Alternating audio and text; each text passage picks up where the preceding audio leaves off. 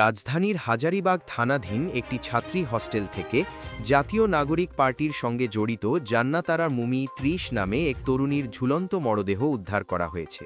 আজ আমরা জানাব পুরো ঘটনা, তদন্তের বিস্তারিত এবং কি বলছেন পুলিশ। ঘটনাটি ঘটেছে বৃহস্পতিবার ১৮ ডিসেম্বর সকালে। জান্নাতি ছাত্রী হস্টেলের পঞ্চম তলা থেকে তার মরদেহ উদ্ধার করা হয়। মৃতজনী নওগাঁ জেলার পত্নীতলা উপজেলার নাজিরপুর থানার মোহাম্মদ জাকির হোসেনের মেয়ে। তার মায়ের নাম নূরজাহান বেগম। পুলিশ সূত্রে জানা গেছে, মরদেহ ময়না তদন্তের জন্য হাসপাতালে পাঠানো হয়েছে। তবে এখনও স্পষ্ট নয় এটি আত্মহত্যা নাকি কোনো হত্যাকাণ্ড। জান্নাতারা রুমি জাতীয় নাগরিক পার্টির রাজনীতির সঙ্গে যুক্ত ছিলেন। স্থানীয় সূত্রে জানা যায় তিনি রাজনৈতিক কর্মকাণ্ডেও সক্রিয় ছিলেন। এই কারণে এই ঘটনায় রাজনৈতিক প্রেক্ষাপটের সম্ভাবনাও খতিয়ে দেখা হচ্ছে। পুলিশ ঘটনার পেছনের কারণ খুঁজতে এবং ময়না তদন্তের ফলাফলের জন্য তৎপর রয়েছে। হাজারীবাগ থানার পুলিশ জানায়, মরদেহ উদ্ধার করে তা সুরতহাল প্রস্তুতির পর ময়না তদন্তের জন্য হাসপাতাল মর্গে পাঠানো হয়েছে।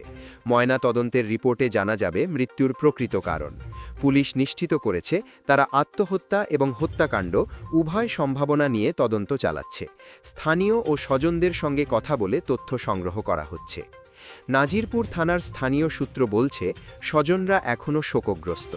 কেউ কেউ দাবি করছেন জান্নাতারা রুমির রাজনৈতিক কার্যক্রম ও ব্যক্তিগত চাপের কারণে এমন সিদ্ধান্ত নেওয়ার চেষ্টা করতে পারে।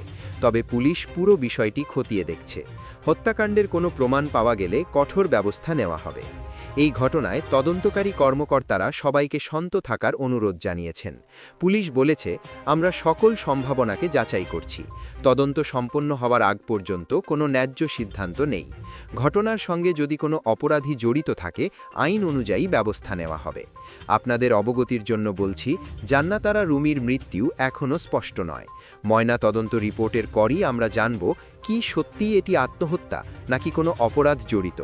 বিস্তারিত আপডেট পেতে এই চ্যানেলটি লাইক, শেয়ার এবং সাবস্ক্রাইব করতে ভুলবেন না। মন্তব্যে আপনার মতামত জানান। আজকের হট নিউজের সঙ্গে থাকুন।